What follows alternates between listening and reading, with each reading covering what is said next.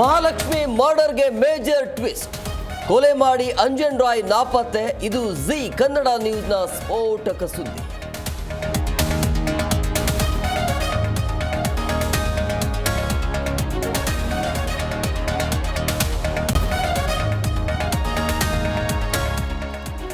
High court ತೀರ್ಪು ಬೆನ್ನಲ್ಲೇ ಮತ್ತೆ ಸಿಎಂಗೆ ಸಂಕಷ್ಟ. ಇಂದು ಜನಪ್ರತಿನಿಧಿಗಳ ಕೋರ್ಟ್ನಲ್ಲಿ ಮೂಡ ಮುಂದಿನ ಪ್ರಕ್ರಿಯೆ. ತನಿಖೆಗೆ ಆದೇಶ ನೀಡಿದರೆ ಸಿದ್ದರಾಮಯ್ಯ ವಿರುದ್ಧ ಎಫ್ಐಆರ್.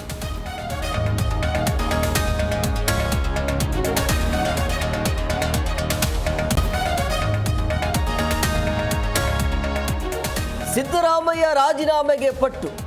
ಸಿಎಂ ವಿರುದ್ಧ ಬಿಜೆಪಿ ಪಡೆ ಪ್ರೊಟೆಸ್ಟ್. ತಪ್ಪೇ ಮಾಡಿಲ್ಲ, ರಿಸೈನ್ ಮಾತೇ ಇಲ್ಲವೆಂದ ಸಿದ್ದ.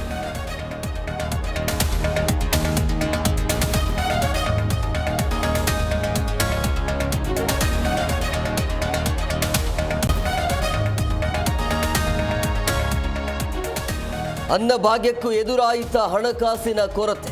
ಸರ್ಕಾರದಿಂದ ಹಾವೇರಿ ಜನತೆಗೆ 2 ತಿಂಗಳ ಅಕ್ಕಿ ಹಣ ಸಿಕ್ಕಿದೆ. ಹಣ ಹಾಕಿದರೆ ಸಂಸಾರ ನಡೆಯುತ್ತೆ ಎಂದು ಲೇಡಿ ಅಳಲು.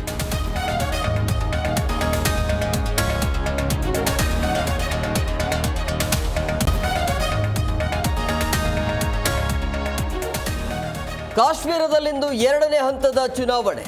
26 ಕ್ಷೇತ್ರಗಳಲ್ಲಿ 239 ಅಭ್ಯರ್ಥಿಗಳು ಕಣಕ್ಕೆ. ಒಮರ್ ಅಬ್ದುಲ್ಲಾ, ರವೀಂದ್ರ ರೈನ ಭವಿಷ್ಯ ನಿರ್ಧಾರ.